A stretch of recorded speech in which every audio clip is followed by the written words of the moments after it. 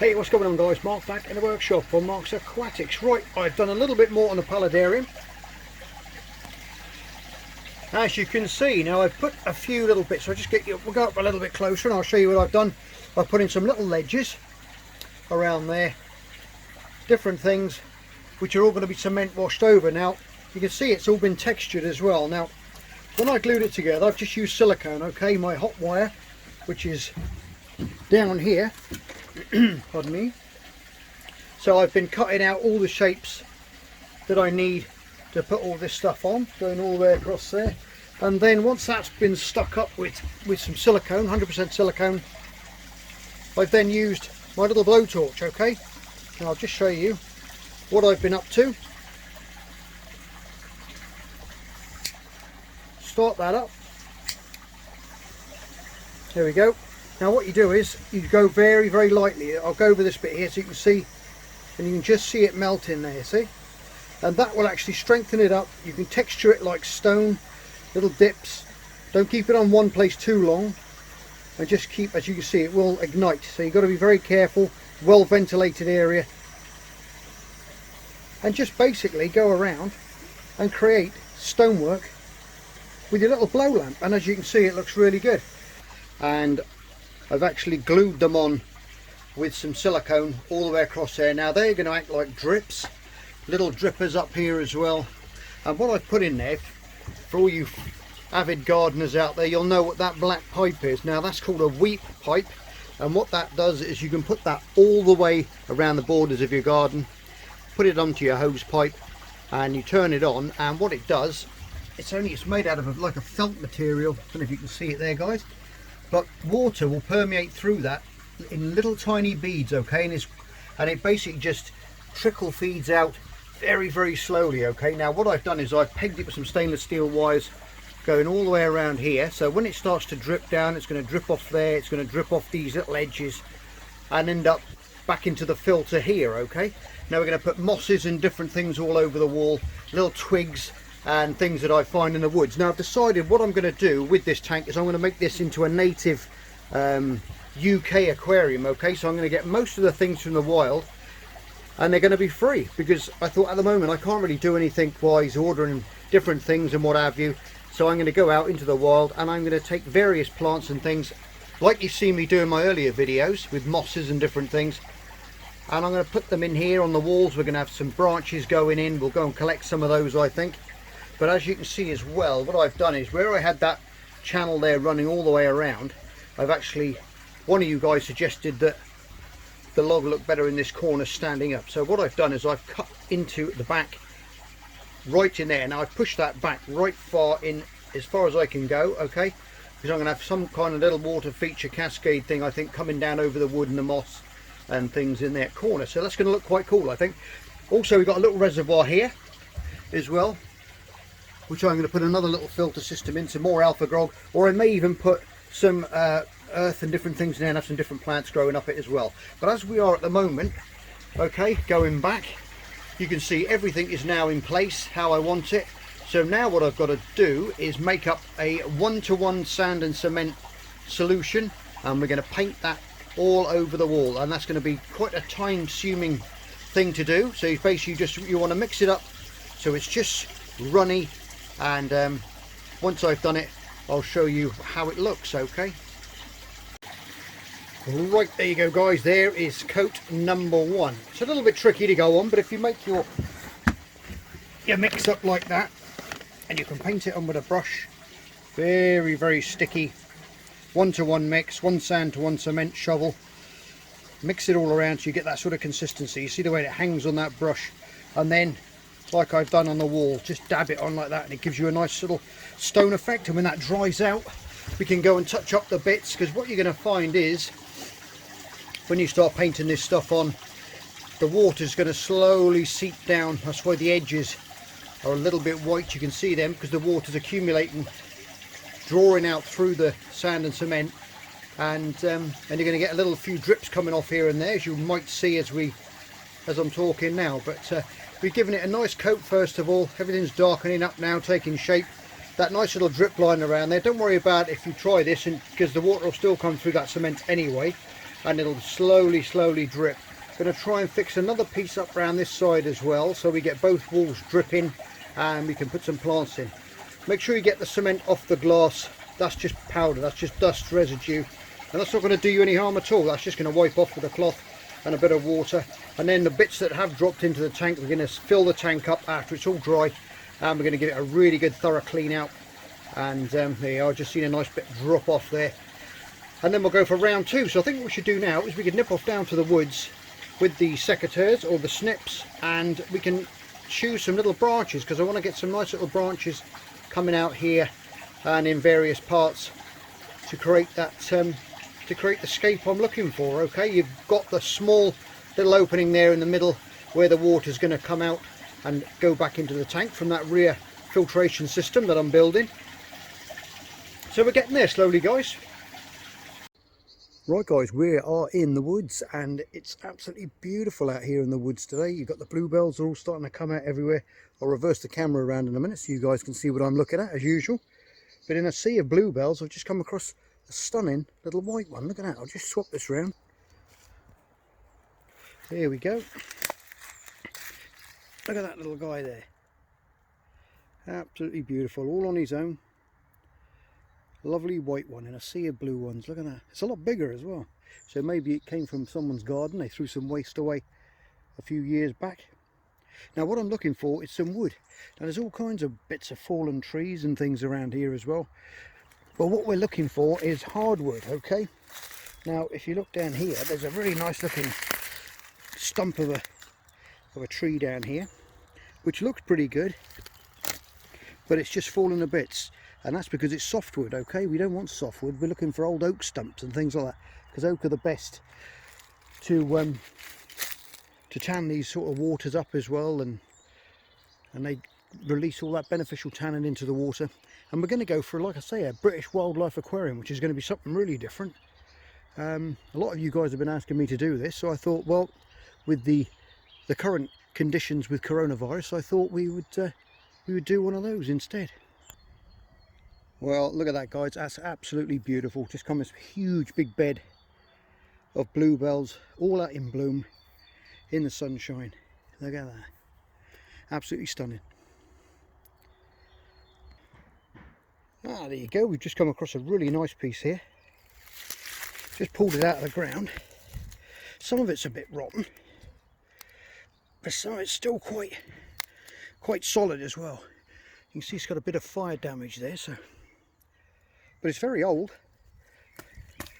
and I think the best thing to do with this is when you get it home is get your pressure washer out and give it a damn good pressure washing, and that will blow off all the old bits and only leave the hardest of the wood behind. So that could be a taker. I'll remember that where this one is, and I'll pop back later on. I'll see if I find anything a bit nicer first. I'll come back and get this piece if I don't find anything else.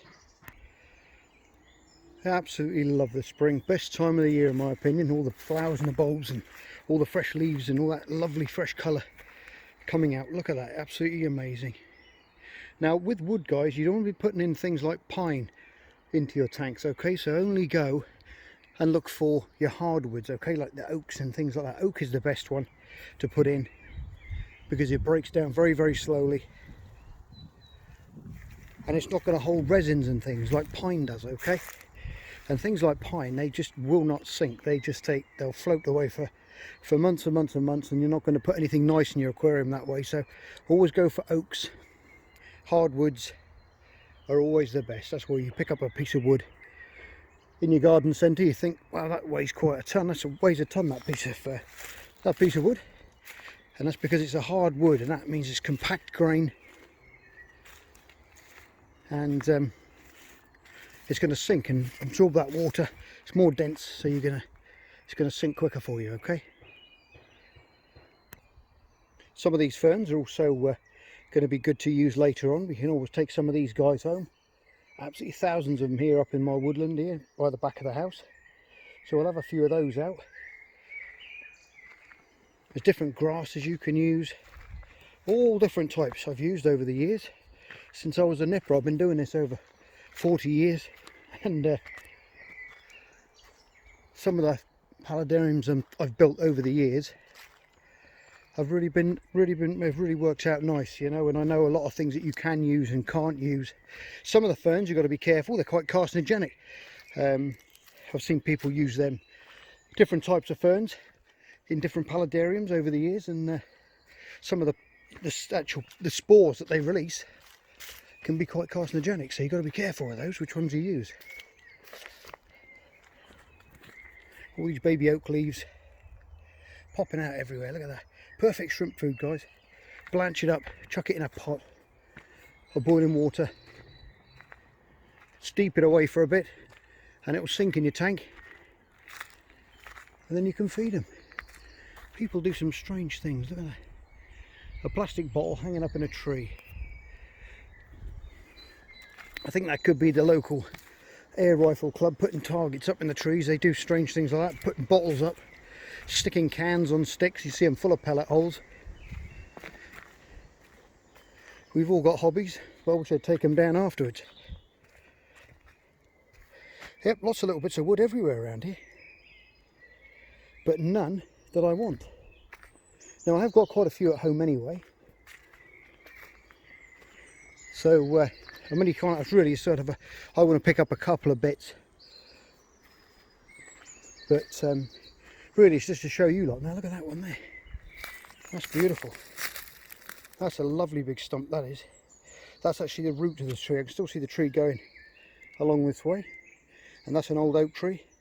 So if I had a bigger tank, that'd be absolutely perfect. That. And don't forget, guys, you can get chainsaws and you can chop these bits to fit. You could chop that stump completely in half that way and face it against your tank that way, which would be absolutely fantastic. It'd look awesome, that would. It'll take a while to sink, mind, and it will release quite a lot of tannins into the water, so it's best to pre-soak these bits if you're going to make a tank in a few months' time and you've got that plan in your head. It's to take a bit and just throw it in a barrel of water and leave it leach out a lot of the tannins, or you'll have a black water aquarium for tetras otherwise in no time at all, and they do leach out for quite some time. There you go, guys, something you might find interesting. Just came up this nice big steep hill, as you can tell, because I'm out of breath, and come across this little blackbird's nest. I think it's from last year, but look at that, all the old moss and different things that's still growing on it. Little bits of straw, unless they've fledged already and gone. I'll have to look it up. Well, look at that, guys, all the gorse is out now. Lovely smell up in the wind, and it just keeps on going. Look at that, a sea of yellow. Absolutely stunning.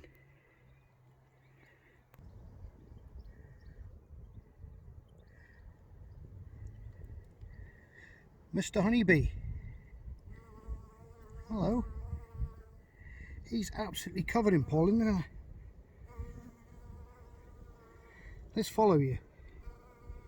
Look at that, covered in pollen. Now these are the first things that bees go for in the spring, guys. There's not many flowers out, and pesticides kill absolutely thousands upon thousands of bees every spring, because people go out and they start to spray all these weeds in the gardens on their drives, and this is the first real flower and nectar that the bees get in the year, so try and wait until they've flowered, and then you can chop them up later on.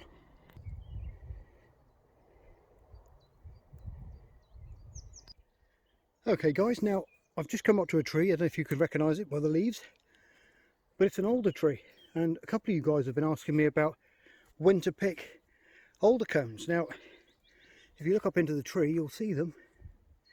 Let me just find a few that have dropped. If we come across down here, there you go, there's a nice little branch there. This is what you're looking for, guys, if you go out into the woods. Alder cones. Now these possess the same tannins as Indian almond leaves. Okay, and during the war they used to use them for dressing wounds, all different kinds of stuff, with their antibacterial and antifungicidal properties. Look at that. But you want to be picking these guys, okay, that have already had their year. So this is the last year's ones. Some of them are still hanging on the trees up and around here, as you can see. And they're all ready to pick as well. But what you'll find is with these, they'll have a big long stamen come out first, which is like the seed, and then it'll pollinate, and then these little cones start to grow later on. All over the UK, very, very common. But that's what you're looking for, guys, okay? Little alder cones. I think I'll take some of these home. I think they'll look quite good in the paludarium, just for a bit of decoration somewhere.